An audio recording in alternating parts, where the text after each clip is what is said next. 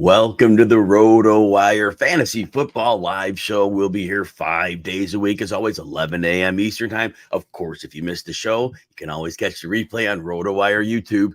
During the preseason, remember, I take off Thursdays and Fridays, so if you're with me live, the next couple days will be off. We'll be back on the weekends. And if you do like the show, appreciate you being here, please consider hitting that like and subscribe button if you're on RotoWire YouTube. It lets the bosses know it's something you value, and it helps me out. So thank you. And also, if you can give me a follow on Twitter or X at Jim Coventry NFL, I'd be grateful as well. I do post 5 to 7 player threads a week. Today, J.K. Dobbins. I think that was a fun one to read. So hopefully you can catch up with that as well. Now, did you know that you can draft a fantasy football team with me, and we can do it for a charitable cause? We'll get to hang out on a video call and talk football with each other. You can sign up for your chance to win, and the link is pinned to my Twitter profile at Jim Coventry NFL. Now, you need to sign up by Thursday, August 24th, a couple days from now. Deadline's coming up soon. They could extend it. Don't know they will, but I'd love to draft with you, and you'll definitely have a chance if you help support these great causes. Now, make sure you're staying tuned to the end of the show. My friend and outstanding fantasy analyst, Simon Grunewald of Front Yard Fantasy, will be here to talk about players he's targeting in 2023 fantasy football drafts. Before we break down the players going in round 3 of 12-team drafts, we have one piece of news I want to talk about. Indianapolis Colts news. Jonathan Taylor. So look, the good news is the team gave him permission to seek a trade. This means a lot. First of all, at least Taylor can find out if there's a market for his services. In the case there's not, we'll talk about yes or no in a minute. Maybe he goes back to the team saying, okay, I get it. I need to play for, next year's free agency and deal with it. But it's also possible he finds a suitor. Now, here are the problems. And this is a pretty complicated situation, right? So older running backs aren't getting paid. Austin Eckler was given the same permission to seek a trade. Apparently didn't have any takers. The team gave him a little extra money, and he's back and apparently happy in camp.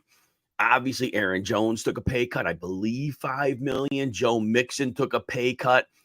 Back's 27, 28 years old. And obviously, Zeke Elliott is no longer with the Cowboys. They got out of his contract. Dalvin Cook, Minnesota, got out of his contract. So we see the writing on the wall. The league is making a very hard stance. But Jonathan Taylor is 24. Big difference between 27, 28, and 24. But here's the thing. So Christian McCaffrey, he was the last running back that was given up significant draft capital for last year. I believe a second, third, and a fourth. And then obviously the 49ers paid him. But Christian McCaffrey is different. He's a wide receiver and a running back. He is both. And nobody can really argue that his value in the NFL and to Kyle Shanahan is very specific. You can do more with him than any other running back in the league. So we know that somebody can get paid. Now we're going to find out how the league truly values an elite running back. Taylor is not anywhere in the range of the versatile player that McCaffrey is.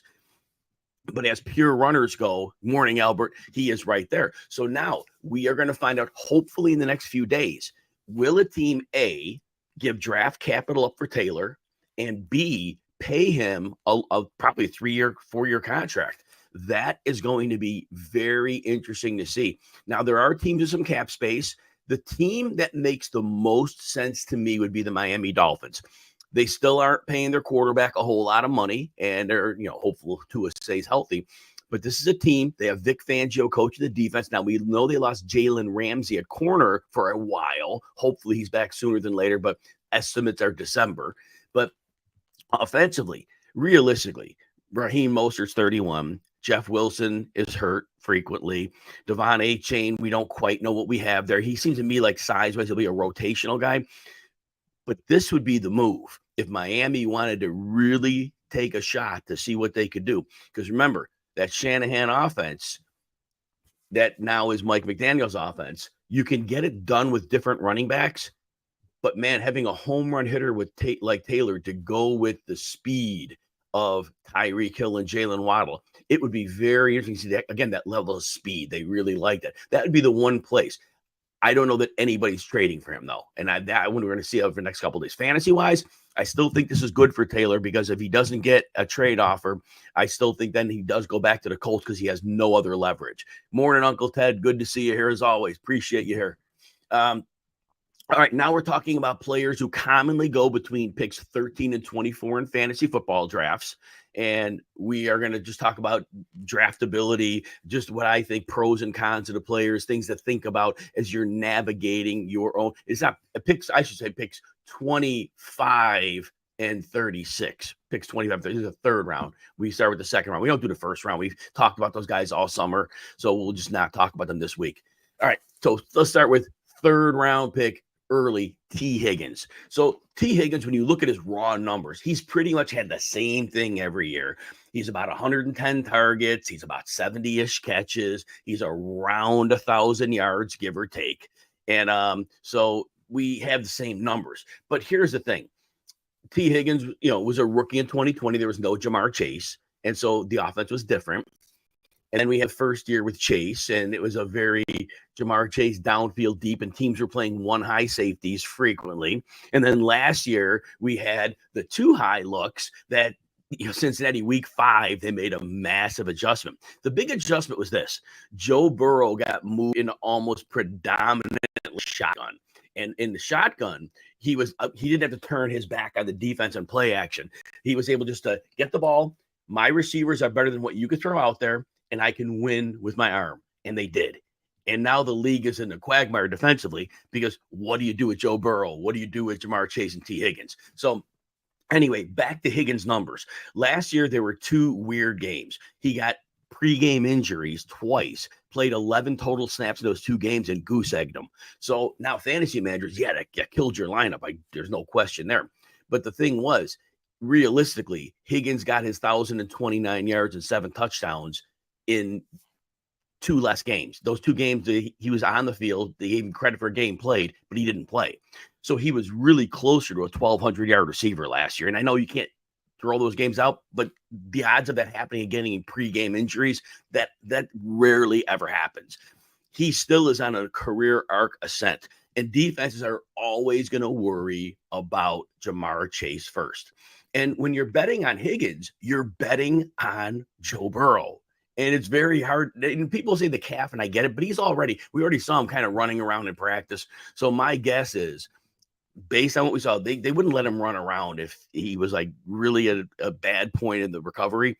So my guess is he's probably out there week 1 and not very soon after. So I do think that T. Higgins, now remember, he had at least 90 yards 6 times last year. Now, I think that injury he suffered pregame in week 12, I think there was a problem because then he had a little sluggish finish to the season. So, but he did get at least 6 targets in 14 games, including the playoffs. And again, I just think overall, we have not seen the best of him. This is an offense that's going to continue to get better.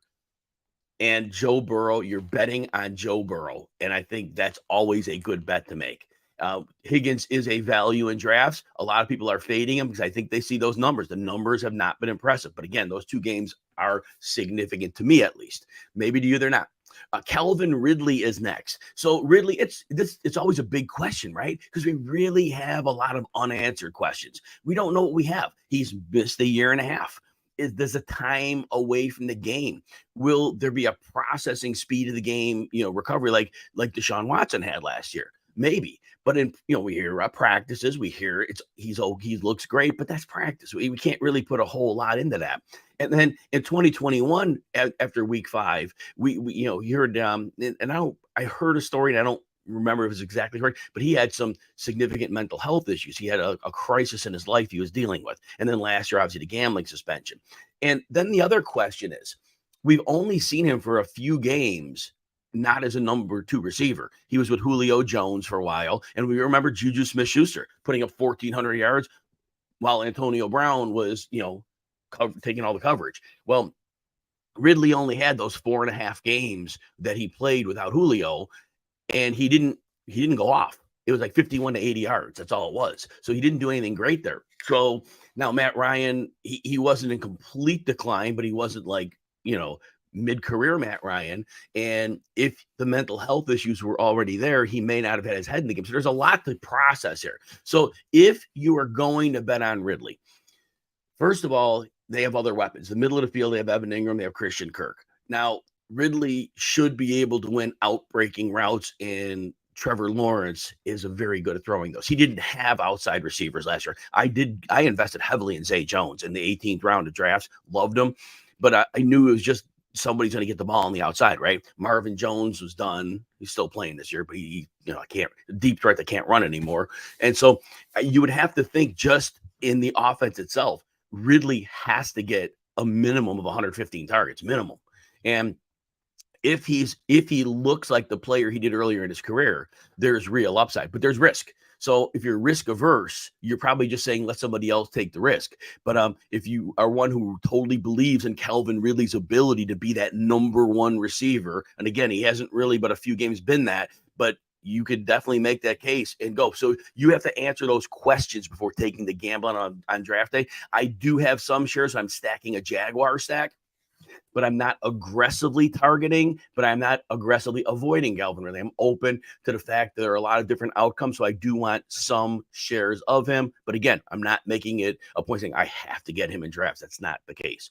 Jahmyr Gibbs is next. So, and again, the Lions spent a top 12 pick on him. So from a cognitive standpoint, I think we're trying to say, okay, draft capital equals opportunity. They're going to use him. But here's the thing. He doesn't have like lead running back size. He's not a small back, but he's not like an interior runner. Now, his skill set suits perfectly to today's zone defense that we see a lot of. We see man and zone blends. We see a lot of zone, and his speed really bodes well for that. You get him into space as a runner. You can actually line him up, motion him out of the backfield. You get him into the slot. You can get him into space. And Ben Johnson, the offensive coordinator, was very good at getting players in space last year. So the marriage there does seem good. But overall, the one thing that worried me about Gibbs was his explosiveness testing pre-draft.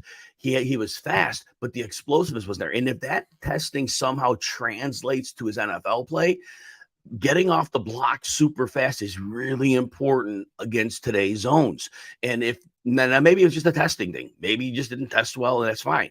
But a lot of times we see backs come into the league, and they're very good players, but they're not outliers. But not that Gibbs needs to be an outlier, but I do believe the model of that team is they are going to use David Montgomery between the tackles a lot, and Montgomery's going to get work. So it's a matter of how strategically and how well they use Gibbs. Remember, if Gibbs is going to run routes, where are they going to be? In the middle of the field. Well, we know Amon-Ra St. Brown lives there, and they're talking about moving to the outside. Whatever. He's going to be their slot guy. He might have some snaps outside, but he's their slot guy. He's been dominant as a slot receiver. Why would you mess with that, right? And then a lot of talk about Sam Laporta. Well, if Sam Laporta is going to be the deal, where is he going to run his routes? Middle of the field. So there becomes at some point saturation. So if that's where they're going to run Gibbs, well, defenses are going to say, oh, easy. Jared Goff beat us on the outsides. We're going to flood the middle of the field with defenders. Well, if that happens, that could really be problematic if we don't see optimal volume. Like St. Brown's going to get his volume. We're not worried about that. He's getting volume. He's already shown he can get open against zone. But if you're putting three guys in that area of the field and hoping to split it up, that's the only concern. I'm not questioning Gibbs' talent. I'm not questioning his breakaway speed. I do believe Ben Johnson can get him into space. But defensive approaches for this team, until they show that they can win on the outside, defenses may make a conscious choice to flood the middle. And that could suppress Gibbs's potential for that upside season that we all want to see. Hey, there's a new way to connect with the experts at RotoWire. With RotoWire Text Insider, you'll get exclusive daily content to help you with your draft and your roster decisions throughout the season. Plus, you can text our team directly when you need advice. So here's where you got to go. The website is joinsubtext.com/RotoWire.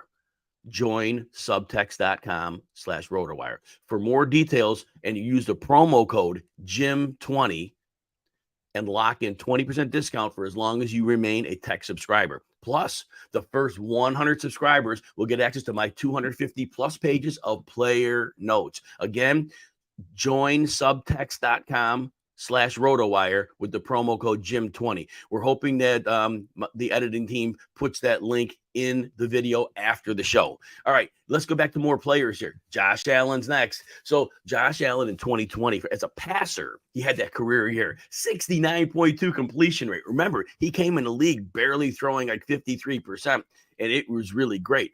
But the last 2 years, and we're not nitpicking here, Josh Allen is a phenomenal quarterback, but he did come back down to earth, 63.3 completion percentage, but he's still killing it in fantasy, and that's really all we care about. Downward passing trend. He went from 4,500 yards to 4,407. Now, last year, the UCL, he had the elbow injury. So the 4,200 yards, you really can't blame him. And he missed the game, but that was a 17-game season. So and I get all that. But we can't really hold that against Allen because his elbow was a mess and he was showing up and he was still doing his best and he's still helping the Bills win as many games as they could. But again, that injury was substantial. So we have to kind of like forget that. Now his touchdown's been pretty stable. 35 to 37, and the interceptions, against fantasies, they won't kill us, but 15 and 14 the last 2 years. Now his rushing, they keep saying they want to back him off. That's probably not going to happen. As long as the team's in a Super Bowl window, they know that part of the secret sauce of them winning is Allen running the ball. And so he had 763 yards in 2021. He had one less yard last year. So almost the same, 6.3 yards per carry to 6.1. His touchdowns, 6 in 2021 and 7 last year. So very stable. When you're getting 760 yards and 6 touchdowns on the ground, you understand you are right there at the top of the quarterback list. And 20 plus yard runs, he had 9 2 years ago, he had 8 last year. So again, he's lost nothing as a runner, and I do fully expect that to continue as much as the team says they want to lower that. So again, you're drafting, if you're going to take one of the top 3 quarterbacks and Allen's in your bucket wherever you have him. You just put him however you want. Mahomes, it Hurts, and Allen. You could flip them any order you like. But if you're going there, he's clearly going to give you an amazing floor and an amazing ceiling. And, we'll hope that his elbow is much better this year. I'm sure it will be. It sounds like he's fine. So, again, draft away. DK Metcalf's the next player. And there are a few players that I like watching as much as I like watching DK Metcalf. Man, when they get the ball in his hands, he is terrifying for defenses, bigger than a lot of the guys he's up against, right? He can run over you, through you. He's just, he's a marvel. Well, last year, the new offense, it helped him that he had a lot more targets. He went from 129 in 2020 and 2021. He went up to 141, and he gets him to a career high 90 catches. Now the passes were a lot shorter last year. His career low 11.6 yards per reception. That's a product of going from Russell Wilson to Teddy Bridgewater. Did I say Teddy Bridgewater? Oh my gosh, I just said Teddy Bridgewater. Oh my gosh, I'm sorry, Geno Smith. I did not mean that. Love Geno Smith. Anyway, Geno Smith gets him to 11.6 yards per reception. Now, Metcalf's previous low was like 1.3 yards more than that. So, it was a substantial drop. But now here's the thing I want to understand. Basically, we know in 2020, now that's already 2 full seasons, and this is the 3rd one, he had 1,300 yards and 10 touchdowns. That is the season we remember. In his other 3 seasons, he's basically been a 1,000-yard receiver, right around there. It hasn't been much over that. He did have a 10 touchdown season, so we have that going for us. But the realistic point is, I don't think we're getting that 1,300-yard receiver again. Not in the current version of the offense. Now, if he was playing with Patrick Mahomes, easily. If he was playing with a passing game that focused on him, yes, he's a 1,300-yard receiver all day long. DK Metcalf, if used right, is a premier receiver in the game for what he does. Now, Geno Smith, we saw in the second half of the season. Defenses started taking some things away. His numbers, 215 yards, I believe, or less in the last 3 games. One of them was a bit of a weather game, but there was a definite downgrade in Geno as the season went on. And now we're bringing in Jackson Smith-Njigba. Well, that could be a little bit of a target drag. Even if it takes 10 targets away from DK Metcalf, it's 10 targets. And we're drafting DK Metcalf almost looking for that 1,300-yard season again. If we're just getting that 1,000-yard receiver we've had in 3 out of 4 years. What does that really leave us with? Now we're hoping for the 10 touchdowns. But again, you're putting more in the receiving bucket with Smith and Jigba. And now they bring in Zach Charbonnet to go with Kenneth Walker in the backfield. And we know Pete Carroll likes to run the ball and play defense. And they draft Devon Witherspoon to be corner for them. So there's a lot of factors here. With Geno Smith, and I just don't see that 1,300-yard season. That's my only thing. I just don't think this offense is going to get the most out of DK Metcalf, who I love as a player, but I don't have shares because where I'm drafting him, I just don't see him getting to that level of production I need. And then Jonathan Taylor is next. And again, his ADP could ultimately change if somehow somebody finds a trade partner, he goes. But right now, even the fact that the team allowed him to look for a trade, I think his ADP should go up a little bit because people are going to realize, well, now he's either going to get somewhere or he's going to say, okay, well, I got to play with the Colts. Again, he doesn't have much leverage. So with Jonathan Taylor, here's the thing I want to say. If he stays in Indy, he is going to have a huge benefit of a mobile quarterback in Anthony Richardson. I talk about it all the time. You get these elite running quarterbacks and the RPO-based system. And when they start to make their move outside, they freeze linebackers. That gives running backs an extra nanosecond that they don't normally get. We've seen all the way back to the days of RG3, Robert Griffin III, with Alfred Morris. Alfred Morris just tearing off big runs because of that. And it hasn't changed. The league is still that way. These mobile quarterbacks get the most out of their running backs. And the Colts have 5 tight ends on the roster right now. And I do expect that with that, they may not keep all 5, but that tells me they're going to run 2 tight end sets. They're going to run 3 tight end sets. And the league's defenses, they are physical body types. They're getting smaller to defend the pass. And at some point, you can't deal with a level of heavy personnel. Atlanta is taking full advantage of that. And I see that being the Colts this year. So if Taylor stays in Indy with an RPO-based system with Anthony Richardson at quarterback, and also Quentin Nelson and Ryan Kelly, I think they were dinged up last year because they had poor years. They're in their mid to upper 20s, like 28-ish, and you just don't lose it as an offensive lineman in your 20s. So I assume they're both going to be back this year. And if that line's better, and with defenses having to creep people up because they're not looking for the passing game, second level, once Taylor gets there, he is gone. There's going to be some big runs there. So if he stays there, Jonathan Taylor has a great potential to have a great season in that system. All right, the RotoWire Fantasy Football Draft Kit app has up-to-the-minute cheat sheet and news source that y'all need when you're in the draft room. If you're like me and you use player tiers, well, the app allows you to do that too. So check out and see why the RotoWire Fantasy Football Draft Kit app is currently the #1 ranked paid sports app in the Apple Store. Hey, Keenan Allen's next. Keenan Allen, this is all I want to say. When he is on the field, he has been absolutely incredible. Down the stretch last year, even though he's only 43rd percentile after the catch, he was putting up big yardage. The only times that he was under 86 yards after he came back in week 10 was he had a 49, a 60, and a 61. That is an insane floor, and he was seeing plenty of targets. So here's what we'll talk about. Keenan Allen is in his 30s now. Last year we saw it. He had the hamstring injury, and I know the coach tried to bring him back a little early. He plays 44 snaps through week 10, and recovery from injury is always something we worry about as we're aging, right? And that's why we see very few players in their 30s at running back and receiver in the NFL. Just recovery from injury is difficult. So you got to start thinking about that a little bit. The other thing you got to think about is this offense in Los Angeles or San Diego or wherever it's been in the last few years has run through a running back and a slot receiver for years. I believe with Kellen Moore, this is going to be more of a downfield passing attack to open up things underneath. Everybody's still going to eat, but I don't think we're going to consistently see those diets of 8 to 10 targets for Keenan Allen because the offense is going to be crafted entirely different. So again, between a little bit of aging, we know the production's there, but if his targets go down and if this becomes a different looking offense, and we do have concerns about recovery from injury, again, we saw that last year. Betting on Keenan Allen's fine, but just it may not be the same level of target volume you've seen in the past. And if you're counting on that, that is the one question.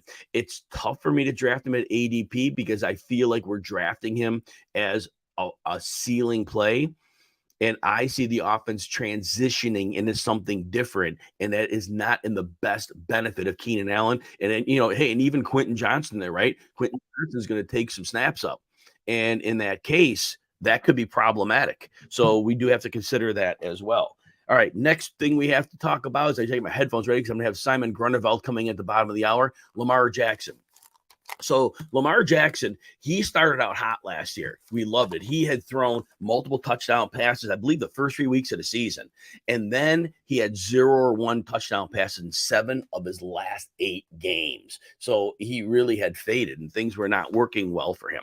So, but now Todd Monkenson, they go from an archaic offense that was running 22 personnel offense, 2 running backs and 2 tight ends. And now with Todd Monken, we're expecting him to spread the field, go with a more pass-heavy attack. Jackson should have more lanes to run. He has Rashad Bateman practicing, should be healthy. Zay Flowers, Odell Beckham, Mark Andrews. What a cast of weapons, right? So Jackson is that if this offense gels and works for him, the sky's the limit. But again, there's the uncertainty, learning a new offense, cohesion, the offensive line. I had a good question on Twitter today. Is the offensive line going to handle this new system? And they do have their right side of their line, or Zeitler and Morgan Moses. They've been on other teams. They've seen different systems. But the center to the left, they've all been in the Ravens system, which has kind of been the Greg Roman thing. So you do have to wonder. And I think there could be an acclimation period. I think the Ravens offense is going to be great to watch.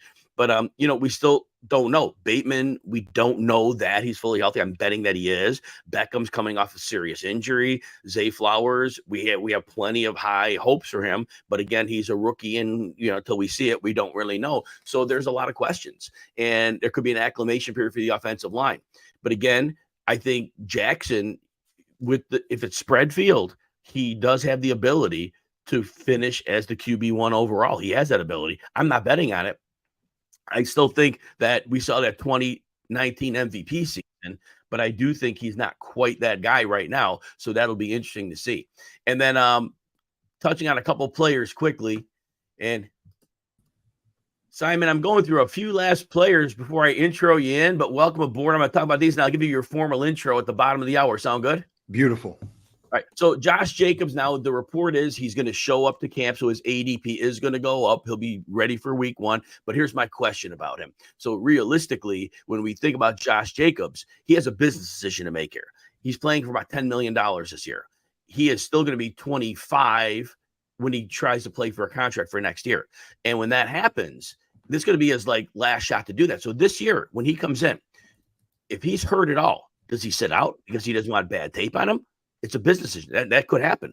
The other thing is he missed the entire training camp.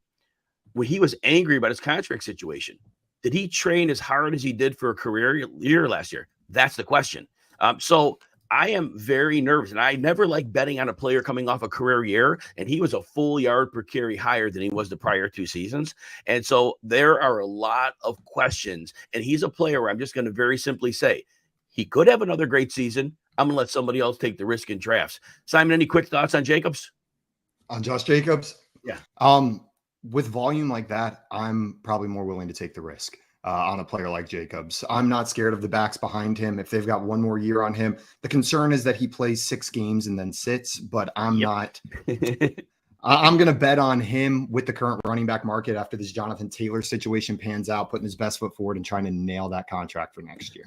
I like that. The Taylor thing is going to really set some dominoes in action, because what we find, that's going to be a data point for a lot of running backs, and that will be very interesting to see. I love the take on that. And especially if you're in a league that I call it a jackpot league. If you're playing against thousands of teams, you draft the player at value who could get you 300 plus fantasy points. And Jacobs proved last year he could do that. And then again, Simon is in the house. I'm going to introduce him in a bit. I have 2 quick players to cover before he's in. Darren Waller, I'm just going to say this right now. If he's healthy and he looks like he's going to be the lead receiver in that offense, he could challenge Travis Kelce. If Kelce has a little bit of a down year, he could challenge Kelce for the RB1. But what I'll say is this: he's 31 years old. He's missed significant time in the last 2 years. Recovery from injury in your 30s is very difficult. He missed 8 games last year. He missed 6 in 2021. When he's on the field, I think there's no question he is going to be an elite producer. But after 2 years where he missed nearly half a season in each, I am very concerned. But like Simon said earlier, he's a player, if you want to, lap the field, you go ahead and you make that leap. Any quick thought on Waller?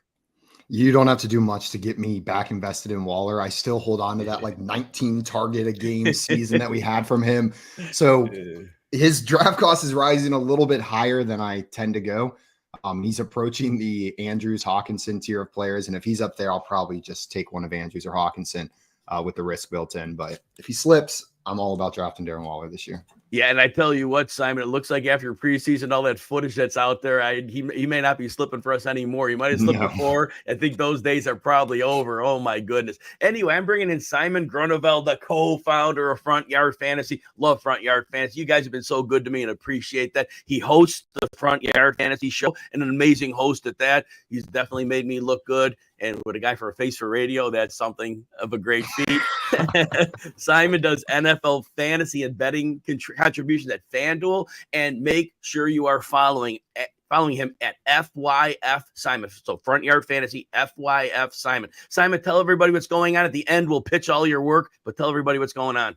Yeah, appreciate you taking the time to have me on here, Jim. You've come on our show quite a bit. It's nice to come on over on the other side of the table with you. You said we've been great to you. You've been unbelievably great to us over at Front Yard Fantasy. I'm excited to talk some ball today. Yes, and that's why we're here, fantasy football. Simon, I love the player choices you gave me to talk about today for your group, because a lot of times we get players that are at the very top of the draft, and you are giving fantasy managers today some players. One of them's like in like the fourth round, but the rest of them are outside the top 100 picks. And I think that's where we have to win our drafts. So we're going to start out at quarterback. And a lot of us are trying to get one of those top 7 quarterbacks. That doesn't always work out. Sometimes our draft strategy goes otherwise. Sometimes we're in a 2 quarterback league. And I want you to talk about why currently going as quarterback 10, pick 115 per Fantasy Mojo ADP, Tua Tagovailoa. Tell us why you like him this year. I freaking love Tua Tagovailoa. And you mentioned missing out on those top 7 quarterbacks. Well, I got great news. At pick 150, you can get the guy that was a top 7 quarterback last year, where all you have to do is take out the game where he got concussed in the second quarter. Okay. You take out that one game, that 3.4 fantasy points, his other 12 games on a points per game basis, the only quarterbacks who scored more than him: Patrick Mahomes, Josh Allen, Jalen Hurts, Joe Burrow, Justin Fields, Lamar Jackson. Okay. There's number 7, Tua Tagovailoa on a points per game basis. So he has showed us that he has the same upside as those top guys. He's got Tyreek Hill, Jalen Waddle. The one concern, and I know it's a big one, is the concussion concern. But I'm taking that bet where he's going in drafts. I'm taking that bet that what they're saying, that him being healthy, that them putting him out on the field is proof enough that he is in a spot where that's not a risk that the team is as worried about. Man, it's just hard to find upside like that in a quarterback that late in drafts. Upside that's already been proven on the field, right? We've seen it over an extended period of time. Now, Simon, if you're drafting Tagovailoa in a 1 quarterback league, where are you reaching up a round to get him? Like, he goes at like pick 115, but depending where you're picking, all that goes. Where are you looking to target him? Yeah, I'm probably going 1 round higher than that 115 value at that point. He's a guy that I think will easily return on that. He seems like where he's being drafted seems like his floor, and around reach seems like you're still guaranteed to at least return value on a quarterback like that. You're not having to make the bet that you are for Lamar Jackson to have a huge bounce back year, right? You're not trying to make that kind of bet whenever you draft Tua. So I'm more than comfortable reaching around for a guy with that kind of ceiling.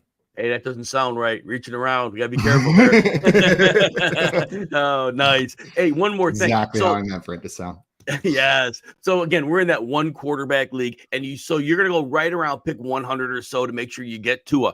Are you going to draft a second quarterback to hedge for injury? Or are you just going to let it roll? Because a lot of times in a 1 quarterback league, we just draft one, and we're like, there's on the waiver wire, we deal with that. How is your approach? I'm just going to let it roll. When I'm drafting 2 quarterbacks in a 1 quarterback league, it's generally when I drafted someone like Derek Carr or Jimmy Garoppolo. I might draft a Sam Howell to pair with them at the end of drafts, a Bryce Young, a CJ Stroud, one of these real late guys that could be way more than we're predicting. With a Tua, I'm going to draft one because I'm expecting him to be my upside. I already drafted my upside there. And if I have to go to the waiver wire in a 1 quarterback league and piece that together, I'm going to be able to do that for the rest of the year.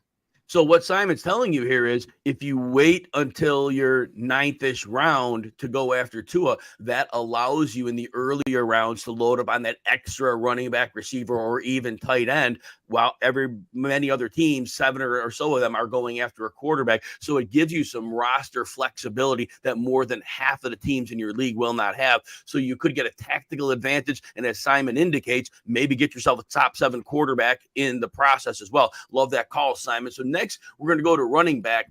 And when the Seattle Seahawks drafted Zach Charbonnet, I really didn't know what to do with that. I'm like, okay, I know they want to run the ball. I know they want to play defense. They had nobody on the depth chart.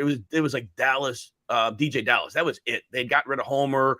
There was nobody left. So I'm like, is this just in case an emergency break glass pick? And then when I looked at Kenneth Walker's tape a little more from last year, he really is a boom or bust runner. He's not that guy that can consistently move the chains. His yards per carry look fine, but overall, he's not that sustaining runner that Pete Carroll may need. So now I want you to tell us why Zach Charbonnet at running back 36, just outside the top 100 picks. Why do you think Zach Charbonnet is somebody we should be targeting in fantasy drafts? Jim, I was with you whenever they made the pick. I was like, no, I just didn't understand for the Seahawks. I didn't know what it meant for Kenneth Walker.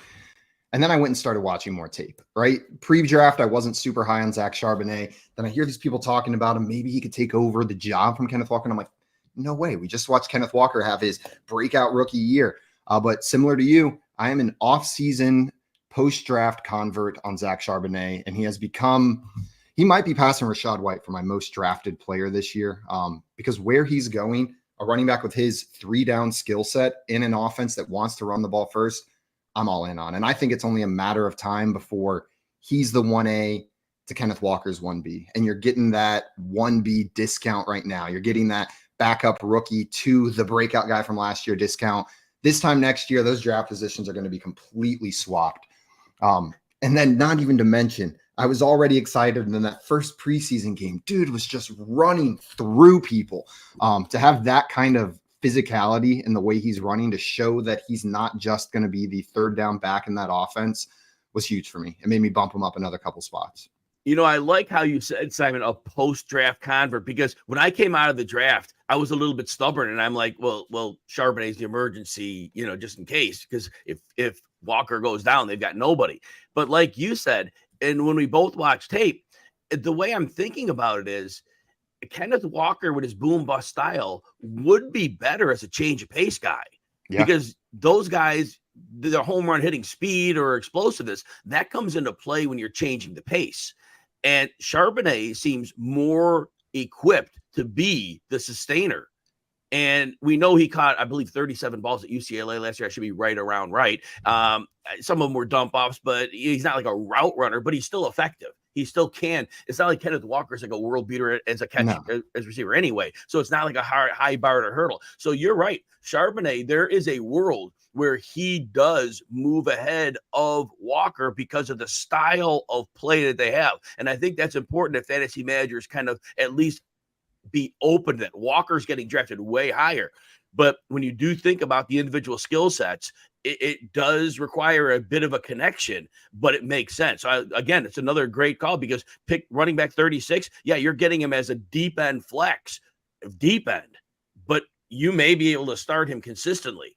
And even if he doesn't take over, he should have a role in that offense, and where he's being drafted should return on value. So it's a no risk pick at RB 36. I'm very confident he'll finish at least there. And if he does take over more of that work, like I'm expecting, it's a home run hit at that point in the draft. You're right. What's the worst case scenario? They're 1A, 1B. At this point, I don't think it's a 1-2. I think it's 1A, 1B. And at running back 36, that's massive value. All right. And next player we're going to talk about, this is a player I'm extremely high on. I want to hear your case. I'm very happy. I just need to hear this every time. So now the Bears in the offseason, they trade for DJ Moore, and now Justin Fields has a true number 1 receiver. Mooney's a number 2, where he was fine as a number 1 when he was needed, but he's perfectly cast as a 2. Tell us why at wide receiver 21, pick 44, DJ Moore is actually a steal. Well, dude, that's about where he finished last year. I think he was wide receiver 22, if I'm not mistaken, in PPR. And that was I just want to run through some of the quarterbacks that have been throwing the ball to DJ Moore over the past couple of years. Okay, let's just take a look at those names. We've got Baker Mayfield, Sam Darnold, PJ Walker, Teddy Bridgewater, Kyle Allen, and Cam Newton. And that is not me being selective. That's me knocking out the worst that he's played with and only listing the best. This is a guy who we saw his floor last season. I feel like he didn't hit that 1,000-yard mark that we usually see. His targets were much lower. I drop off from 163 to 118. So when the big concern for DJ Moore is volume, and he's being drafted as a back-end wide receiver too, and last year he was already not reaching the volume that he used to, and he hit that threshold, I'm in, man. We know the talent is there. The Bears truly can't throw the ball less than they did last year. And the signing of DJ Moore, like getting DJ Moore on that team, shows me that they do want to pass the ball more.